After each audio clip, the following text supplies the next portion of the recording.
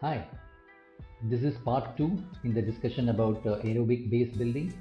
If you recall, we finished part 1 with a discussion about a huge list of advantages that we can gain from training in the aerobic zone, which is zone 2 intensities.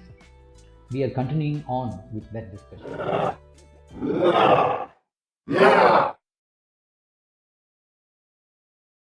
This graph here is a graphic representation of what we talked about briefly, which is about metabolic flexibility of mitochondria as one of the advantages. In this graph you can see that the x-axis represents intensity of exercise as a percentage of VO2 max. The y-axis represents percentage of energy derived from using fat or carbohydrates. And you can see that at the very beginning, at low intensities of the exercise or activity, fat, which is represented by the red line, is the main contributor of energy. The carbohydrates represented by the blue line is also a contributor, but much less so. But as the intensity of the activity increases, you can see that fat starts dropping off as a contributor of energy, and carbohydrates starts to increase in their contribution towards energy. And there is an intersection point also known as the crossover point. And towards the very end, in this particular graph, you can see that fat ceases to contribute towards energy production, and carbohydrates then become the primary substrate that is being used for energy production. Now it needs to be mentioned here that this is just one graph that represents a person at any given point in time, and it is different for different people, and even for the same person, as their fitness increase changes, then the graph is also likely to change. We are going to see more details about that shortly. This graph is yet another graph representing the same thing slightly differently. The x-axis represents intensity of exercise as a percentage of VO2 max. The y-axis on the left and right represent the percentage energy from lipid oxidation, and on the right, percentage energy from carbohydrate oxidation. The blue line represents fat, and the red line here represents carbohydrates. And just like we saw in the previous slide, we can see that at the beginning, at low intensities, fat is the main contributor, and carbohydrates are contributing, but much less so. And there is an intersection point as fat drops off in its contribution and carbohydrates increase in their contribution towards energy production. That point is the crossover point. And in this particular graph, just after 80% intensity of 80% of VO2 max, representing the intensity of exercise, perhaps 85-90% is where fat drops off as the contributor of energy completely, and carbohydrates take over entirely at that point. Now, this graph is an extremely interesting and an important graph even. This was put out by a study conducted by Dr. Inigo San Millan and by Dr. George A. Brooks in the paper, where the name of the paper is mentioned right there.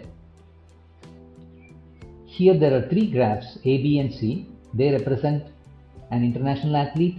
The graph A does. Graph B represents a regular normal person with a moderately active lifestyle, a healthy individual. And graph C represents a person who is metabolically challenged, meaning the person has pre-diabetes or type 2 diabetes. And the x-axis of these three graphs represent intensity of activity in power outputs, that is in watts. The y-axis on the left represents carbohydrate oxidation, and on the right it represents fat oxidation. So graph A, for an international level top athlete, we can see that once again at low intensities, fat is the main contributor, and carbohydrates are also contributing, but much less so. But the difference is, rather than starting to drop off, you can see that as the intensity of the exercise increases, the contribution from fat actually increases. This is for an international athlete. And after it reaches a peak contribution from fat, just a little shy of 250 watts, it starts to drop off slowly and then more steeply. And the crossover point where the contribution from fat decreases and the increase in contribution from carbon dioxide they meet, that's around 300 watts. And beyond that, then fat drops off and carbohydrates start to take over. And at around 375 watts, fat is completely not contributing to energy production anymore, and carbohydrates are contributing entirely. So this is for an international elite athlete. Compare that with graph B, which represents a normal healthy person with a moderate level of activity in their lifestyle. This is similar to the couple of graphs we saw just a couple of minutes back. Here once again, fat is the main contributor at the very beginning at low intensities, and carbohydrates too contribute. Carbohydrates also contribute, but you can see that they contribute a little more than in graph A for the international athlete, and the fat is much less so. But almost immediately after the intensity of the activity increases, the contribution from fat starts to drop off, and the contribution from carbohydrates start to increase. And at the intersection point, the crossover point, it's just a little past 150, perhaps at 160 watts is where the crossover point is, where the increase in carbohydrates, the contribution from carbohydrates towards energy production is more than contribution from fats. And at that point, contribution from fats starts to drop steeply, and at 300 watts, contribution from fat stops entirely and is completely taken over by carbohydrates. Compare this with graph A, where at 300 watts is where the crossover point is. So with increase in fitness, that's the whole point of doing aerobic exercises. You want that crossover point to keep moving to the right. You want more contribution from fat. Why? Because the fat is more dense as an energy source, and carbohydrates are also, the glycogen stores in skeletal muscle and the liver are limited, and beyond a certain point you're going to hit the wall, such as in marathons and ultra marathons, where then you would want contribution from fat. And if your body is not used to fat as a fuel, then you're going to hit the wall and perhaps not be able to proceed further. And contribution from fat as fuel is also helpful in reducing excess body fat and excess body weight as well. And this is where the metabolic flexibility, you can see there is a big difference between graph A and B, where the mitochondria is able to change between fat and carbohydrates for fuel. Graph C is a real eye-opener. A lot of people in the world are type 2 diabetic. Even more so, there are people who are pre-diabetic. They are metabolically challenged, so to speak.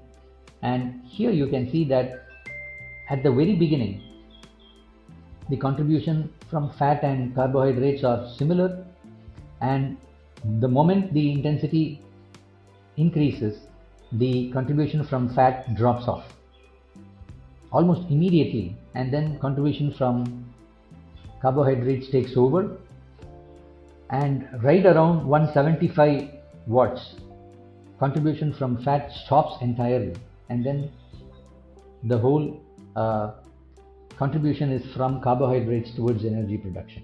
Now what a difference that is, isn't it? When you compare among C, B and A. So once again, as we had briefly talked about in part 1, part of the reason that people with type 2 diabetes and pre-diabetes are unable to use fat as fuel is because of an excess amount of insulin that's always in circulation, and insulin inhibits lipolysis. So it does not allow fat to be broken down and used for energy. That's one of the reasons. So perhaps in later series of videos we can talk about how to prevent that. Maybe intermittent fasting is the way to go, where you're trying to reduce the amount of insulin that is in circulation in the body, thereby increasing lipolysis.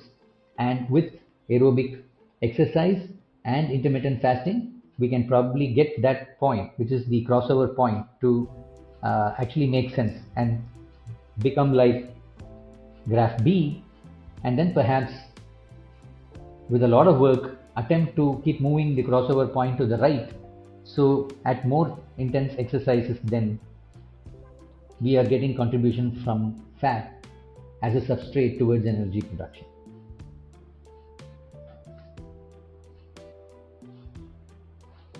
So this graph is also very interesting, meaning like we can see that at the same intensity,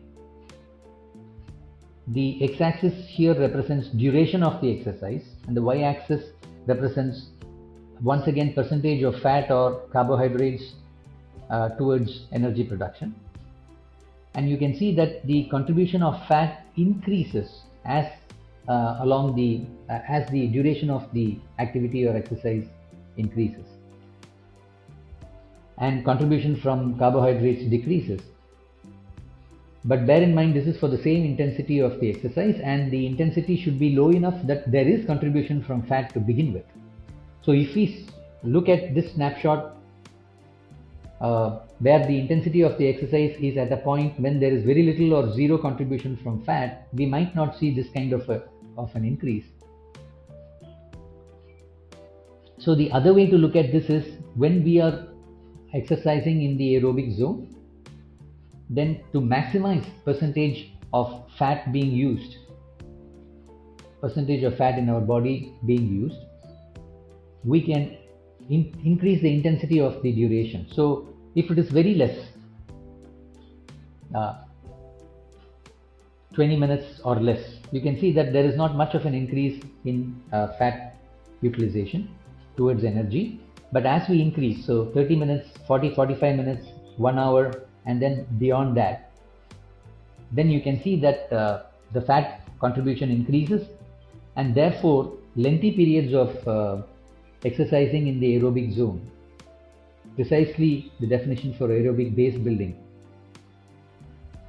is good. In fact, it's better than lower durations of exercises and activities done in the low intensities. This is for increasing the contribution of fat towards energy production.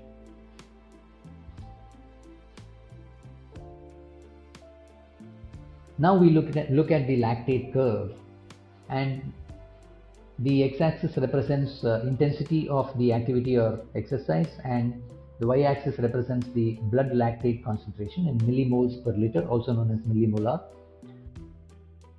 And this again is not the same for everybody, and even as the person gets fitter, the curve is going to change. Usually there is blood lactate getting produced for all of us even at rest, but and the value is usually going to be 1 millimolar or less. In this case, this particular graph starts at around 2 millimoles. The exercise intensity is such that the lactate is at 2 millimoles, and as the intensity increases slowly, the amount of lactate actually dips just a little bit. And in this particular graph, the first line of division, the dotted line, the vertical dotted line, where the blood lactate starts to increase above 2 millimoles, they've named it the aerobic threshold. And as the activity increases beyond that, when we say intensity of the activity as represented by the x-axis here, and as the activity intensity increases, So does the blood lactate level. So the blood lactate at this point, like even when we are at rest, when we produce lactate, our body is then able to process the lactate and get rid of it and does not allow accumulation. And up until this point, we can see there is not much of accumulation at all. And beyond this point, beyond the aerobic threshold, the lactate amount starts to increase slowly and build up in our body, but still our body is able to process and get rid of it. But beyond this point, which is the anaerobic threshold, we can see that there is a phenomenal increase in lactate buildup, and our body is not able to keep up with processing the lactate and prevent accumulation. So there are different names for these points. This is the aerobic threshold as shown here. This is the anaerobic threshold, and the other name being used is maximum lactate steady state, MLSS. And usually speaking, less than 2 millimoles, 1.7 to 1.9 millimoles is kind of the zone 2 that we talked about. Beyond that is the transition period between the aerobic and anaerobic thresholds. And then this is the point where there is the phenomenal accumulation of lactate starts. That's termed the anaerobic threshold, or the MLSS, or the OBLA, the onset of blood lactate accumulation, as it's called. Some people call this the VT1, the VT2, ventilatory threshold 1 and ventilatory threshold 2. Sorry, that's a little difficult to pronounce properly. And now so the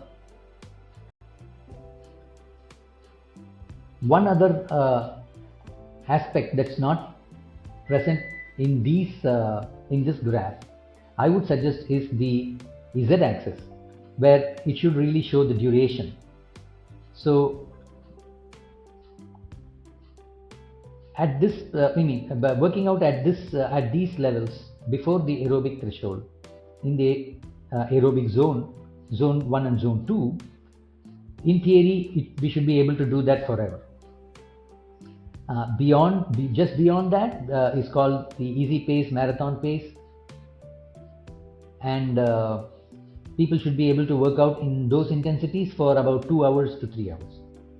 And at the anaerobic threshold and just a little beneath that, the workout can happen for about an hour's duration or whatever, and people use that as their 10K pace, or the higher level athletes would use that as their half marathon pace. Beyond that, the duration of the exercise perhaps can happen for 5 minutes, 10 minutes or 15 minutes, because the lactate buildup is quite high. And again, lactate is not the thing that causes the issue, but it's a representation. You can identify what will likely happen based on the amount of lactate produced. It is an acidic environment produced by hydrogen ions is what is causing the issues where the muscles are not able to work anymore.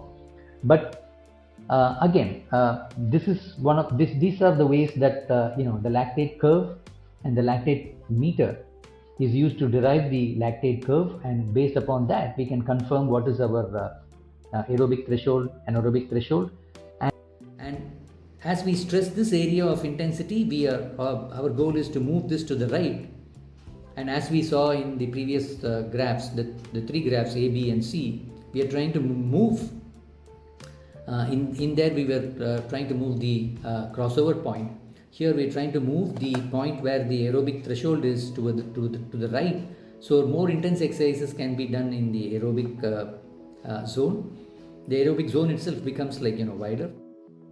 Now I made a couple of important notes that I thought would be useful for discussion. One is that when we are working at aerobic intensities, our training plan says 80% of the time we need to, we are working in the zone 2 intensities, and 20% of the time in other intensities. So if you take running as an example, then we are working inside a particular percentage of max heart rate, and ensuring that the lactate produced is 1.7 to 1.9.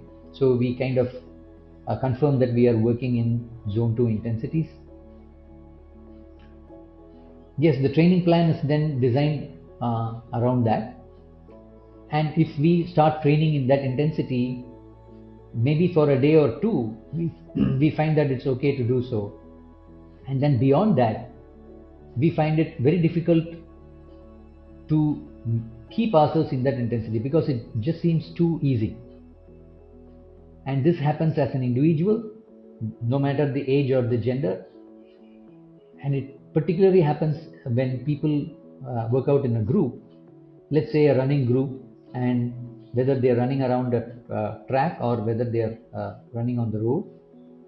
What happens is, when a person sees his or her peers running a bit faster, either because their training plan asks them to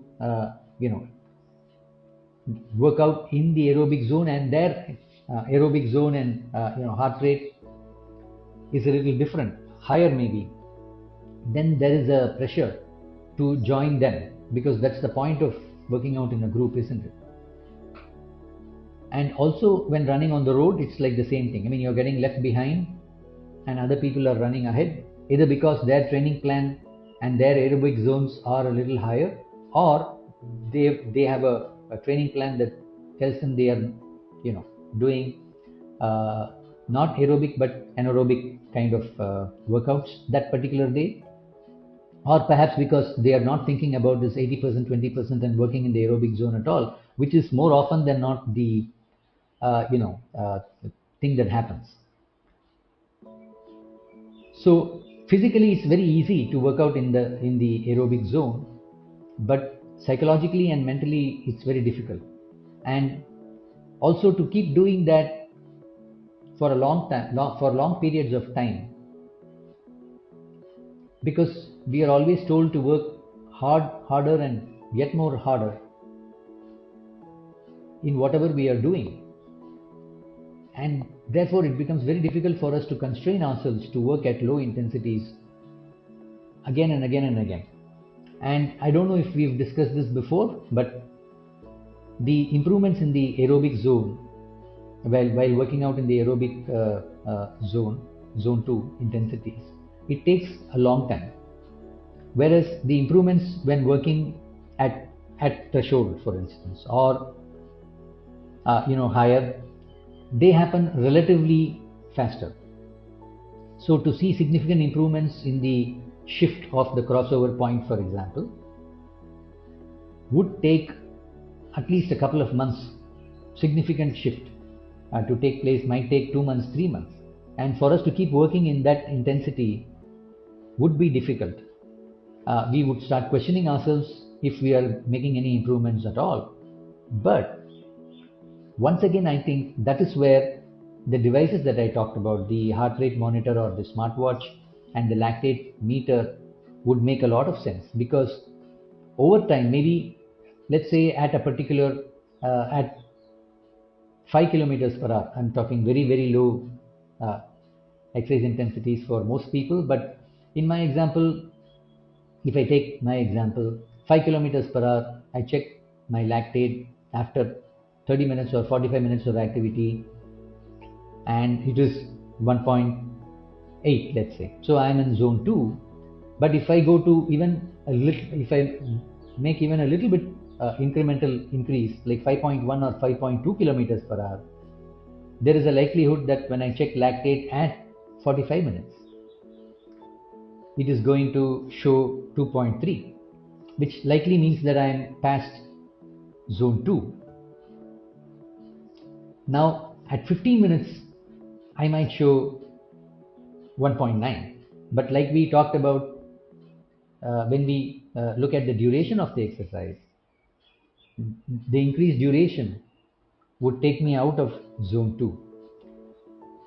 And these things I can confirm by using the lactate meter. That is what I wanted to say in this, in these notes. The second thing is, like, if we want to also work on higher intensity such as zone 3, zone 4 kind of workouts, tempos and thresholds, then they can be done, but after the aerobic workouts are completed. We don't want to mingle them with aerobic workouts and them happen in between. Sometimes what happens is when you give a trainee a plan which says work out in the aerobic zone at this particular intensity today, let's say 5.6 kilometers per hour is your entire workout for 45 minutes, or 7 kilometers per hour, whatever it is that confirms that they are in the aerobic zone, depending upon their age, their fitness, things like that. So you would see them go up and down, go up and down, go up and down, and then average out to 6 kilometers per hour, if that's the training plan. But that's not working out in the aerobic zone. When we work out in the aerobic zone, it should be in the aerobic zone from start to finish. It's not an average. And this particular point is being contested, but some people feel that if you go out of the aerobic zone, it could take up to 15-20 minutes or more for the person to get back into aerobic zone. So if they go past their aerobic zone intensities, then even though they drift back to aerobic levels, it might take their body 15-20 minutes to get back, meaning the amount of lactate, the heart rate, and whatever other things that happen to the body when we go from aerobic into anaerobic, and then for them to shift back once the intensity gets back into aerobic might take 15-20 minutes or more. This is contested, but nevertheless it's best to work for, if the training plan says work in the aerobic intensity, to start and to finish all entirely in that interval of time within the aerobic zone. It's not an average. Now the again, as we talked about, the anaerobic portions can be done, but right after the aerobic workouts are completed. For example, we can have a 45 minutes to 1 hour of aerobic workout followed by tempo or threshold work for another half an hour or so, based on the training plan, and that's not going to have any bad repercussions on the workout that we had just completed for the 45 minutes to 1 hour inside the aerobic zone. That's quite okay.